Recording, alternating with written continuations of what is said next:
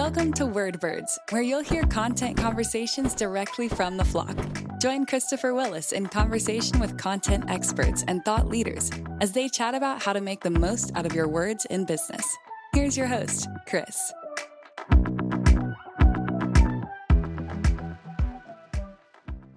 Hello, and welcome to Wordbirds, a birds of a feather conversation between people who care about words. Today on the show, we have self-professed spicy little Italian Lisa Spinelli. Lisa is the director of content strategy for the learning management system Degreed. We're going to talk today about chasing content performance and about the vision, the dream of better content reporting, amongst other things on the show today. So let's go ahead and sit back and get some insight from the flock. Hello, Lisa, and welcome to Wordbirds. Excited to have you here. Thanks for having me, Chris. I would like to understand, just out of the gates, and I think that our listeners would like to understand a little bit more about you. Tell me, open-ended question, a little bit more about you and what you do. Okay. Well, a little bit about me. I'm a spicy little Italian who wound up going from journalism into content marketing. And I was unwillingly moved away from Rome to Oklahoma City by my veteran husband. And so have worked in kind of both the light and dark sides of content, if you will. Although I never strayed fully into PR. So I take one step back. I didn't go into the absolute dark side. But so I fell in love with the learning and development space after I was doing content at ATD, which is the Association for Talent Development, used to be called ASTD back in the day. And then I got to Degreed now through contacts from there. So in the industry that I love, doing a bunch of content, which I'm skilled at and am having a great old time. What did you study? How did you end up in journalism? I studied journalism. Wow. You studied something that you ended up doing. I know, it was weird. Well, actually, when I was in undergrad, they didn't really have a journalism degree at UVA. So I was up in Northern Virginia doing HR work actually at some point. And then a friend of mine who is a DJ was like, I'm going to start a local DJ magazine. And I was like, all right, cool. I'll write for it. And I figured, you know what, this is way more fun than doing HR. So let me see if I can do this full time. And I applied to Columbia's grad school program, got in there, and then decided to do journalism for a while. And then you were a full-time DJ magazine, right? No, I was a really terrible DJ, so we won't go into any of that. Fair enough. Your role today, so you're the director of content strategy, and that's, I mean, I feel like that's a lot of things to a lot of people. Content strategy is a widely used and yet widely misunderstood area of the business. I like content. I like strategy. I feel like they go together. I'm going to call myself a content strategist. Is there more to that than that? Explain what you mean. Yeah, well, I didn't come up with the title. So, I didn't actually create that for myself, but I was hired in as, an actual strategist because they had a lot of people doing content. And I feel like this happens a lot of the times at a lot of organizations. People jump in, they start doing whatever words they think should be the keywords for the company. They start, producing a bunch of content around those words or ideas or hot trending topics. And there's not a lot of what do we have? What do we need? Where are we going? Looking at all the pieces that are working, not working. Why are they not working? What does that mean? So a lot of analysis, I guess, and strategic thought. One of my Clifton strengths, by the way, top 5. Thank you very much. Would be interested to know yours, Chris. Do you know yours? I do not. No. Oh, no. You're going to have to go take the test after this. I guess I will. I'm excited to now. Yeah. So I don't know, strategy, like looking at all the pieces, kind of road mapping for the future. And, it's fun. It's exciting. It's only really exciting if what you think is going to work actually works. But how well aligned are you from a content strategy standpoint with the revenue engine of the business? Like, are you integrated in with the business results? You're creating content specific to objectives and goals from a revenue standpoint? Yeah, totally. So at Degreed, there's a big push to managing towards the constraints.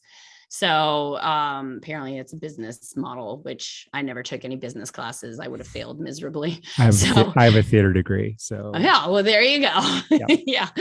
I think I took a couple accounting classes in college and that didn't go so well. So yeah, apparently this is a business idea model that a lot of people use, manage to the constraints.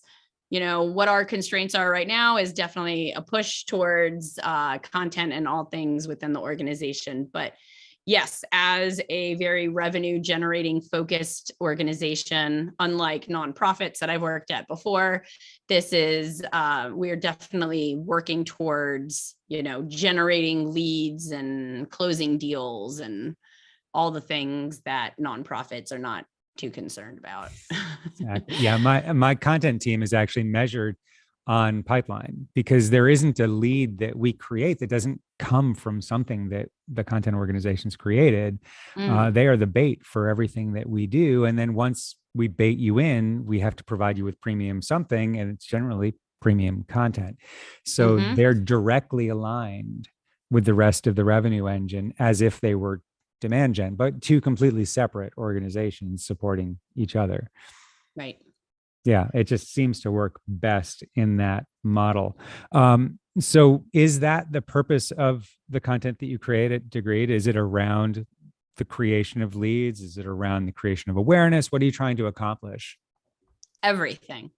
So I have a very huge team of 2 right now, but we are mighty and we are all across the funnel. So, we're doing concept development, production, quality assurance around all stages. We have like 4 stages of the funnel basically. So yes. So definitely we are not alone in our little 2-person team. So there are freelancers and things like that help out. But yeah, that was my question. So are you creating everything in-house or are you working with agencies, externals? Yes. Yeah. Yes to all the other pieces, because there's no way that in my vision for the future, 2 people can do this without, wanting to hurt themselves at the end of the day. So how do you deal with, I imagine that you've built out a personality for the business, at least from the content that you create. Is that fair to guess that you've done that? Tone of voice, clarity levels, education level of your audience, that type of thing? Yeah, sure. We have personas and we definitely have a very specific style and tone at Degreed. Very much unlike a lot of other software as a service type of companies that you would see. It has a very specific branding. So we are in tune with that branding, and the tone and the style for the writing is all around that. I'm going to use a difficult term for folks, but I'm going to say govern. How are you governing all those externals that are creating content so that what comes into your business is ready to be used? Or do you have to do that? Do you have to retrofit everything? We are currently in the process of ramping up. So I just started in April. So we have undergone a lot of, shifts and changes since in the last 3 months that I've been there. But so we haven't actually we do have freelancers that are working, and we do, our own style guide check on it. But everybody who's hired on has access to our style guide. And, in theory anyways, is looking it over and understands what we're trying to do. So we may be injecting some of our personality and tone and everything into the pieces, but it's all there readily available for anyone. Yeah, I can't tell you how much I love reading company style guides and how often I do it. It's amazing reading material. Yeah, I'm not sure I've ever. Anywho, working past that, my company actually makes that so that I don't have to. It's just built into our product. Nice. Sitting where you're sitting, What's your biggest challenge in creating content that's going to drive the needle for the business? I guess part of it would be, of course, resources, right? You like never have enough resources that you want, never. Because as soon as you get a little bit of what you want more. But that's part of the problem. And then, there's always the problem of salespeople just giving out your content, and then there's no way to track who's reading it, how much they're reading, heat mapping, any of that kind of stuff. Oh my God, that's a huge thing for me. I totally agree with that. That's a huge issue. So you're going to get me on a rant, but I have this vision, and maybe you have a shared vision of single document, single place, infinite tracking. So I want a document. If this is a piece of content, I want it to live in one place, and I want it to be able to be used for whatever I want to use it for from that one place. So if it's a piece of product material, it lives in one place. And if a salesperson shares it, they share it from that place. People come back to that place to read it. I can see that it's been shared. I can see that it's been consumed. I can see that it's internal or external. I can understand how my content is being used and by whom, so that I can build a better product for our audiences. Yeah. And I feel like I've got a lead on how to do that, but it's difficult because people take things and they fix things and change things and move things and copy things onto their computers. And before you know it, that single slide deck that you created that you thought was your masterpiece has been taken and changed so many times that it's unrecognizable. And this vision, like, I see it so clearly, but nobody else cares about my vision. Nobody cares about your vision. Yeah. Well, I don't think, God, I hope they're not changing things around too much. I mean, I know that they probably are a little bit, but crap. Now you made me even more sad. They're Thanks changing a lot, Chris. As soon as you give them the keys to something, they're going to change it. And we don't live in a world where everything is PDF'd anymore the way it used to be. Or even better, when things used to be printed and people would come and take them out of the rack in your office. I used to have the coolest glass racks that hung on the wall, and you'd come and you'd take your marketing material out of it and you'd head out to your meeting. And we don't do that anymore. We just take Google Docs and change them. And it's very difficult. I'm working with a company. This is not an endorsement, but I'm working with a company called Paperflight in India. They're a content repository. They're a younger company, and they've been really responsive on this topic. I've been working directly with their product owner and their CTO to try and get some sense of where I'm headed with this. And I feel like we can get there, but I mean, it would be transformative to be able to do this, but it's difficult to rein in a whole organization that's constantly growing and evolving around that single view of a piece of content. But envision a world where you could know every single place that your content's been.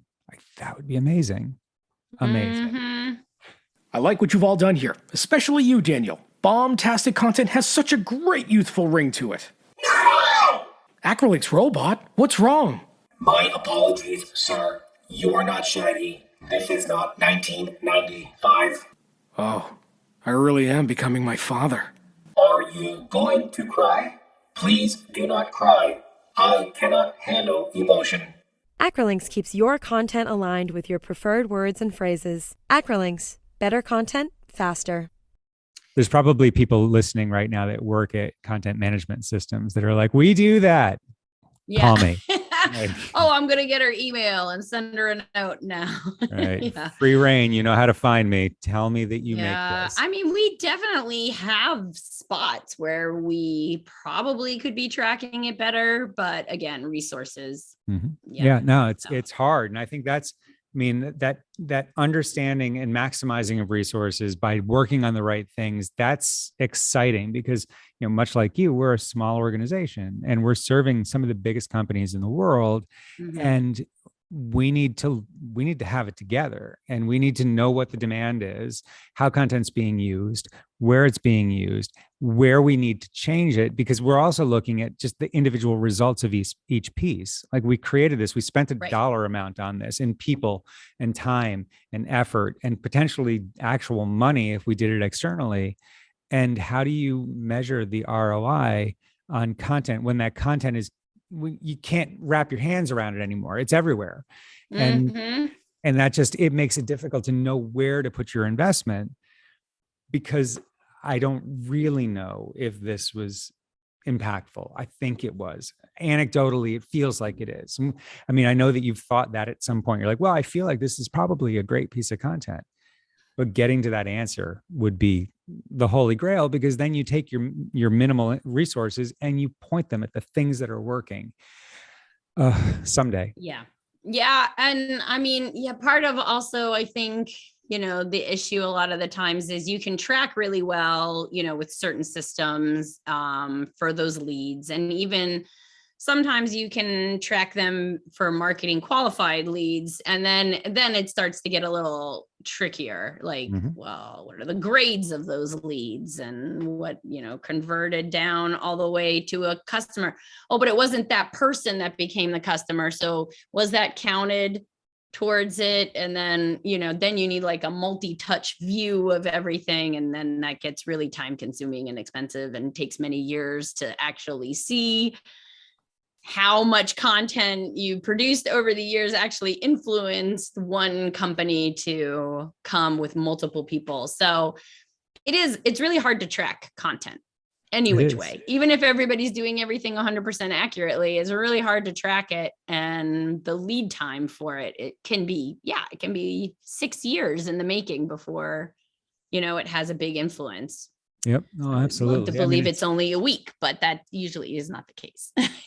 We're getting closer, but it still is one of the bigger challenges that I deal with on a day-to-day basis, because we are so content marketing heavy in our approach. I just want to know more all the time. And we can know so much about our demand gen organization, and we can know so much about the funnel that the sales team is working. All of those things are easier to track, challenging in their own ways, but easier to track. But content just has a life of its own. Yep. I agree. Hard times. We're like surgeons here, really, like so doing so much. Outside of all of that data that we'd love to know, how are you gauging successful versus, I'll call it, challenged content? How do you know right now, or how do you think what's working and where to take your decision making? Well, I think as far as what's working, we can really track, as much as we were talking about the fallacy of the tracking systems, we can track at least how much it's hitting the goals of what we're placing upon the content. Is it really getting open? How long are people spending on these pieces? We can heat map pieces, up to a point and see where people are looking. So there is some analytics we can do as to see what they're actually looking at. And if we are starting to do this nice thing too, where we kind of go back and look at all the multiple touches. So the multi-touch approach for when we do land a big client, and see all the different pieces that they touched and the things that they didn't touch. So that really speaks volumes to me, what pieces are actually working and being shared over and over again. Who's doing that work? Is that your team, or is that marketing operations? It's marketing operations. All right. Interesting. Yeah, which is great, because this is one of the first times that I've actually had anybody in a marketing ops team helping out. Usually, it's been our little like teams trying to figure out what people were looking at with very archaic type of systems to figure it out. So this is nice. We're not to give a plug or anything, but HubSpot, we're using HubSpot, and that's nice. And we're using Domo, and we're using, like a bunch of tracking tools. So, so it is nice to be able to have higher level tracking involved. Absolutely. And then as far as like the future goes, it's all around the new marketing messaging, SEO, using SEO tools, online software tools, and being able to do that analytics as to, what we can really go after and where we're close to being number one and things like that. So. Yep. Fantastic. I mean, where does it go? I guess from here, what's your biggest challenge leading into 2023, which is, by the way, only 4 months away from now? What are you looking down the pike at? Thanks for that one, Chris. Oh, I know, it's tragic. What are you looking down the pike at thinking this is the next thing I need to address? Yeah, I think, we, like a lot of content marketers, we have in the past, at the current organization I'm at, looked at a lot of brand awareness and lead gen. And so now we're really looking forward to some of that very low on the funnel type of content, that is going to be hard to track whether or not it's doing super well, but it's what we need. So that's where we're really putting a lot of our attention. Well, the way I think about it, it's going to be measurable in sales velocity, essentially. If you're moving more deals through the funnel faster, it's likely that one of the reasons why is that middle to end of the funnel content. You can never really know.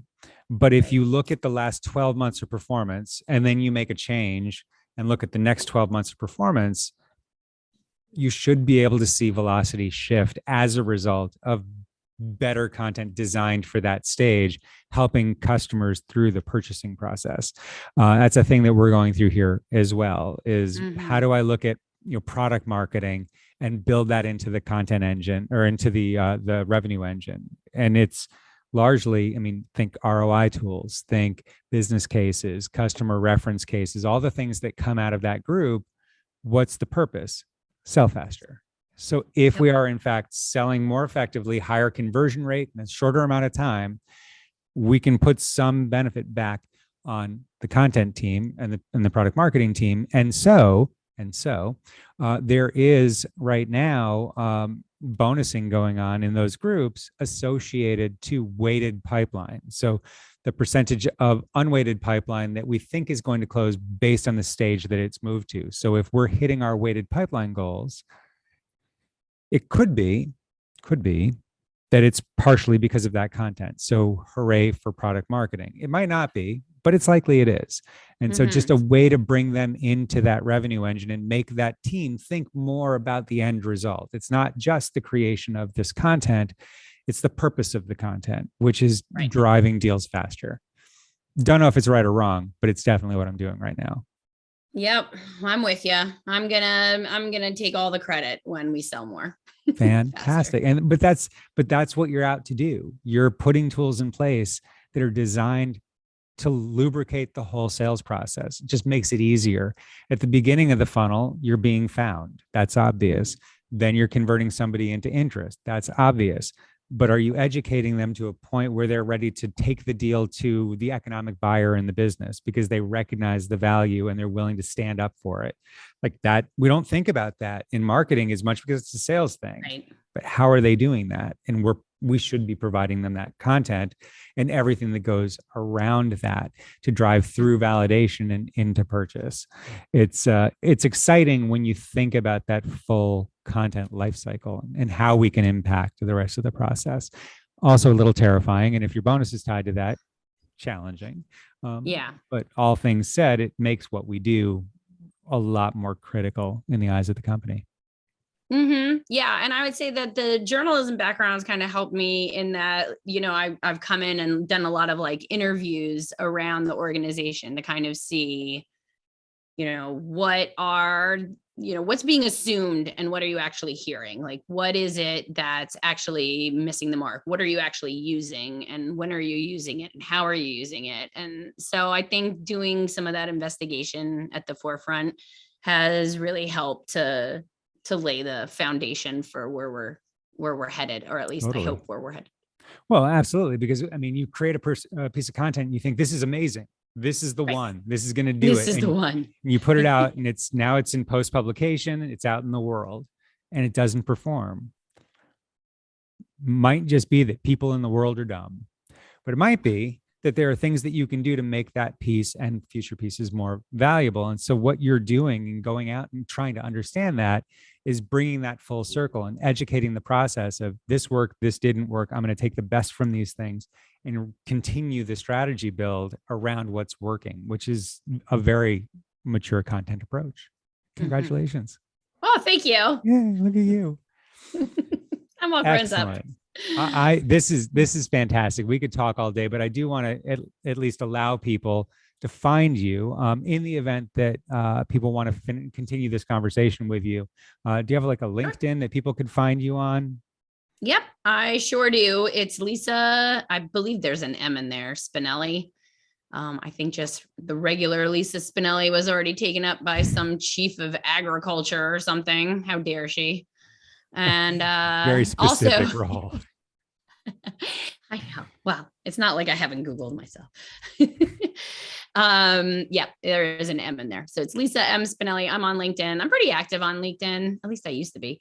And pretty much that's where you're going to find me now, because I'm off of, I used to do a podcast. I don't have that podcast any longer because it used to be with ATD. But I would still say it's a great podcast, The Accidental Trainer. And yeah, please don't look me up on Twitter. I think there's a bunch of really ridiculous photos of me. That's about it. Well, I guess I know what I'm doing with my afternoon. There we go. Lisa, thanks for being on the show. I got a lot out of this. I hope our audience did too. Awesome. Everybody, thanks for joining us, and we'll see you next time on WordBirds.